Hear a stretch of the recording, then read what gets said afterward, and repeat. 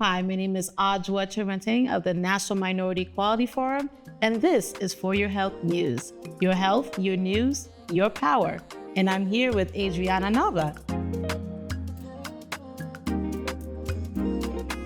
Adriana, would you like to introduce yourself? Yes, thank you so much. My name is Adriana Nava. I'm a registered nurse and health services researcher based here in Washington, D.C.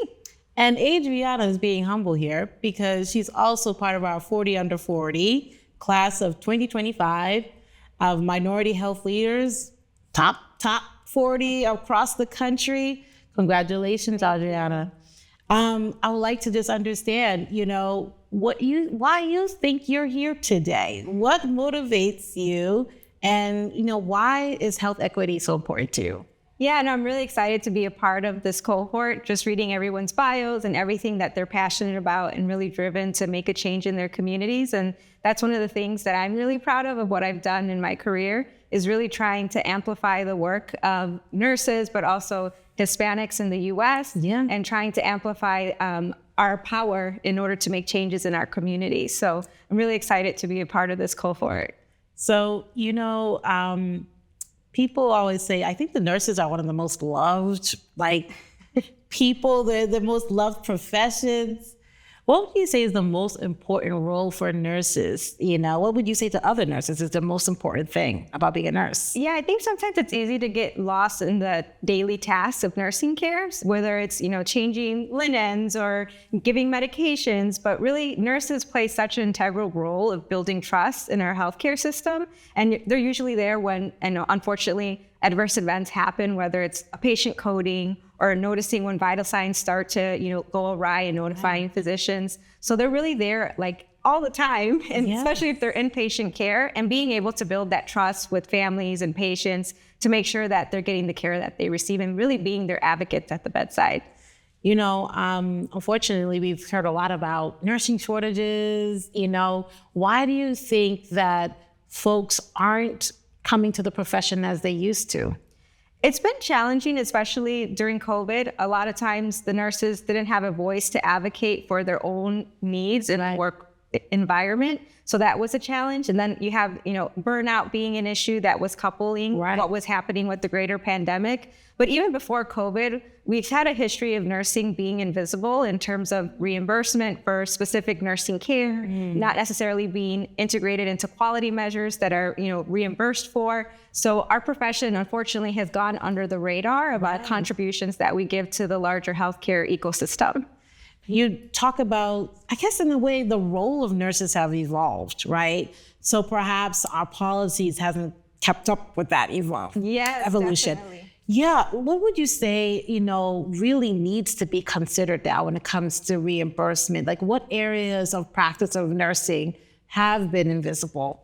Yeah, so I think a lot of times the nursing care was traditionally task-based, and then now we're getting patients that are a lot more acute in terms of more chronic conditions, comorbidities, and now we've recognized the importance of the social drivers of health. So nurses are now having to navigate these complex care plans that weren't necessarily, not that they didn't exist before, but a lot of times, it wasn't necessarily within the purview of the healthcare system or nursing care for us to document on those issues and then follow up with that. So now as we're continuing to increase the scope of nursing care, it's become challenging for nurses to continually add more to their tool belt in terms of things to do within a short time period.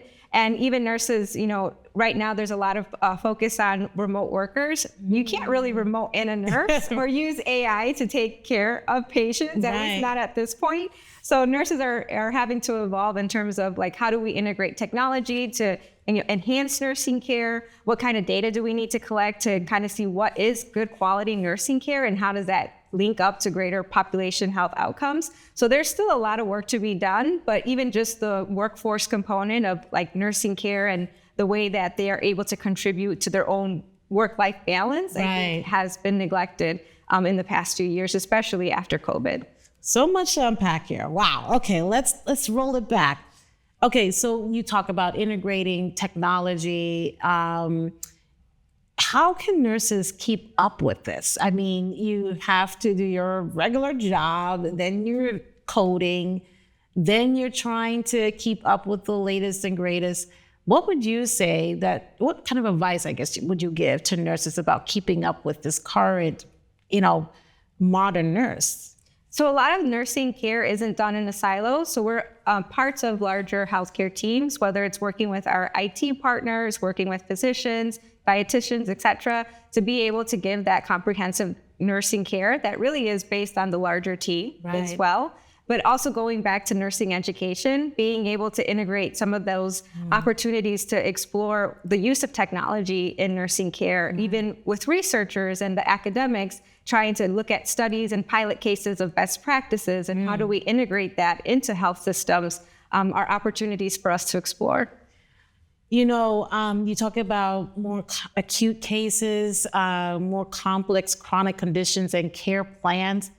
What would you say have been the best practices that you've seen, if you could name one, regarding navigating more complex care plans and a more complex population within a practice? So one of the things that has, at least from my experience working in the inpatient setting, is looking at standards. So with Joint Commission, they have put in standards where nurses should be documenting standardized care plans. And that's Joint Commission of?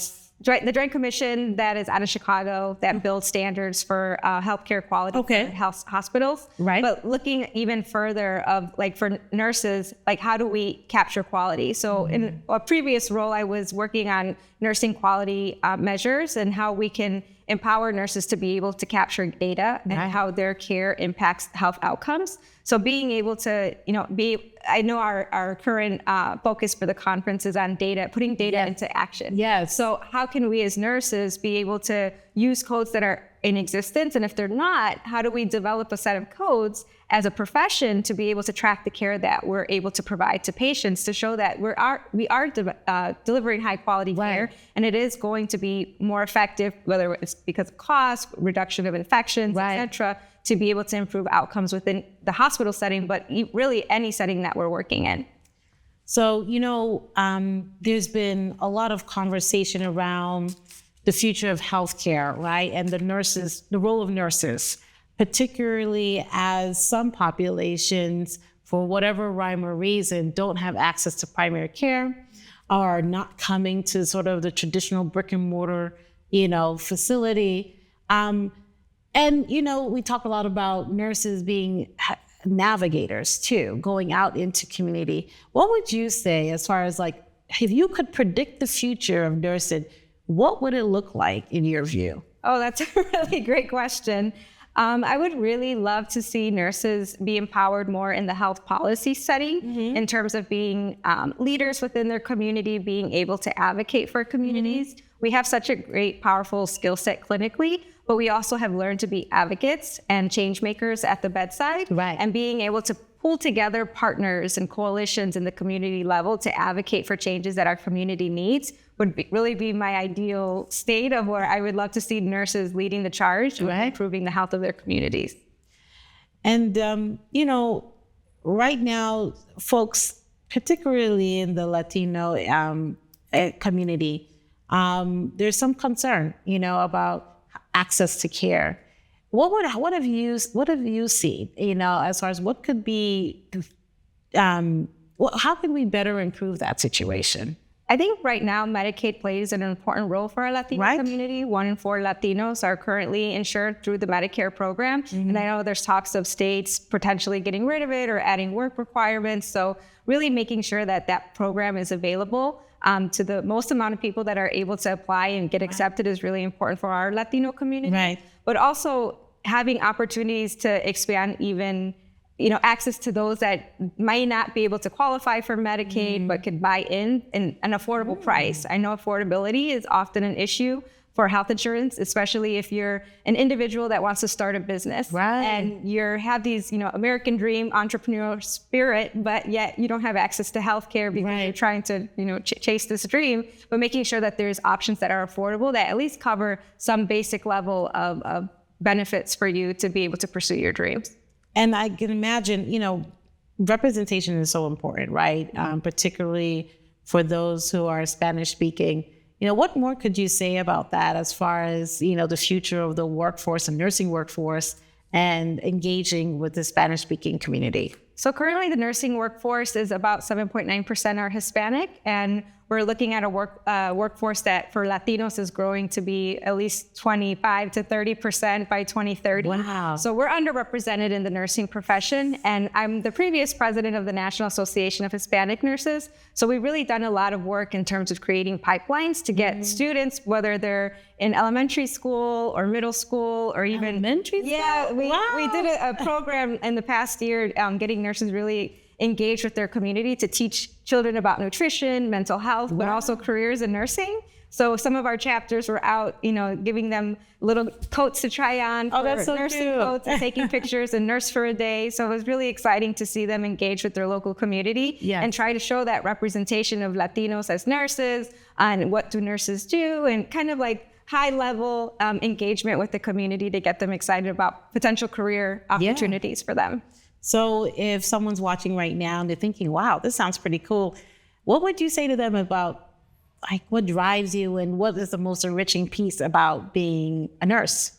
What really drives me, I think, was when I was in nursing school, this was before the ACA was passed, so I didn't have insurance. So I went through nursing school being uninsured, and not having access was really scary in terms of if something was wrong, I just didn't go seek care and couldn't even afford to think about like, oh, what if something else happens? Yeah. So having the opportunity to be that advocate and making sure I can be that voice to make sure we have access to care for Latinos and everybody else that needs the access for preventative services, primary care, as a entry point into our healthcare system is really important. And I'm really excited that we have nurses across the country that are excited to do the work as well and engage with communities. So that makes me very proud. Thank you so much, Adriana. I really appreciate this conversation today. Thank you.